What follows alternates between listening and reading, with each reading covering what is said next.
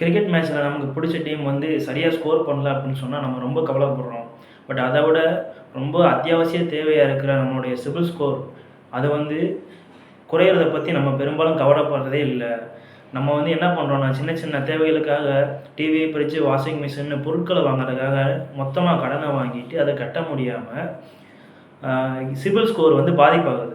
இதனால் என்ன பிரச்சனை வரும் பின்னாடி அப்படின்னா, நீங்கள் வந்து அத்தியாவசியத்துக்காக ஒரு கடன் வாங்க போவீங்க. கல்வி கடனாக இருக்கலாம், வீடு கட்ட கடன் வாங்க போகலாம், இல்லை வந்து ஒரு மெடிக்கல் எமர்ஜென்சிக்காக வந்து பர்சனல் லோன் வாங்க போகலாம்.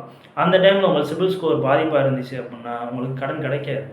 ஸோ சிபில் ஸ்கோருங்கிறது ரொம்ப ரொம்ப முக்கியமானது.